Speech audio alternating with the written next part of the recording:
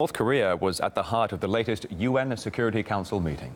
Washington's top diplomat, Mike Pompeo, praised progress made in relations between the two countries just a year since President Trump vowed to totally destroy the reclusive state. Past diplomatic attempts to halt North Korea's nuclear and ballistic missile development were unsuccessful. But now we're at the dawn of a new day. So 12 months ago, Washington and Pyongyang seem to be standing on the brink of war. So will this new day mentioned by Secretary Pompeo last?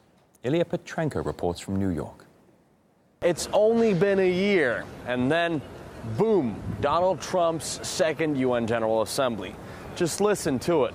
I would like to thank Chairman Kim for his courage and for the steps he has taken. A lot of very positive things are happening with Chairman Kim. He likes me, I like him, we get along. But most importantly, I believe that Chairman Kim Jong-un wants peace and prosperity for North Korea. 12 months ago, same building, same halls, same Mr. Trump. No one has shown more contempt for other nations and for the well-being of their own people than the depraved regime in North Korea. No, North Korea hasn't undergone any regime change surgery. Chairman Kim is still in his chair, but miraculously, Little Rocket Man is now an awesome guy. Rocket Man shooting rockets all over the place. And with me, he's not getting away with it. He will truly regret it. Fire and fury, the likes of which nobody's seen before. Totally destroy North Korea. Rocket Man, madman, is on a suicide mission for himself. It's not a dare, it's a statement. Well, today, Kim Jong-un is the president's most admired pen pal. I'm sure you've heard about the beautiful letter. So I've received 2 letters from Chairman Kim. Much personal correspondence. Magnificent, Very strong letter form. incredible letters. A letter that I received. When I showed one of the letters, just one, to Prime Minister Abe, he said this is actually a groundbreaking letter. Like any other president, Donald Trump would love to be remembered as a true global peacemaker. It took him a year and a half from his inauguration to zero in on his desired legacy, a true breakthrough in the Korean crisis. Barack Obama was having a harder time cementing his place in history books. But then the Iran nuclear deal came to the rescue, and mission Find Your Perfect Legacy was complete. After nearly 2 years of intensive negotiations, backed by strong sanctions, the countries represented in this room achieved what decades of animosity and rhetoric did not. And thanks to this deal, we have seen real progress. Shortly after Mr. Obama was gone, the deal was left in tatters, no matter how monumental it had been in the first place.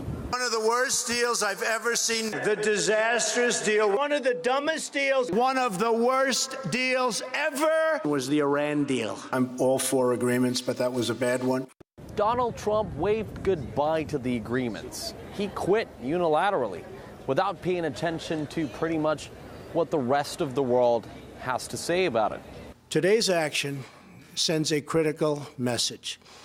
The United States no longer makes empty threats. When I make promises, I keep them. Donald Trump may indeed keep all his promises as president, but it does happen that rivals sometimes take over at the White House after term 1. What if, in a couple of years, someone else will be representing the U.S. behind these UN General Assembly walls? In New York, I'm Ilya Petrenko. We spoke to Eric Sirotkin, co-founder of the Lawyers for Demilitarization and Peace in Korea. He believes that despite Washington's efforts to strengthen relations, the prospect of any peace treaty with the North is no closer. It is hard to judge whether their statements match reality. However, just meeting by dialoguing and talking is progress, and I think it needs to be acknowledged and praised that they are doing that. However, have we moved any closer toward the idea of a peace treaty? Have we moved any closer toward finding a way to avoid this nuclear buildup on the peninsula. I'm not sure through the efforts of Washington that we have. I think we have through the efforts of President Moon and South Korea and what they're doing. But I don't think at this point in time we could say progress has been made, because they should be entering a peace treaty ending the Korean War as a prerequisite to talks.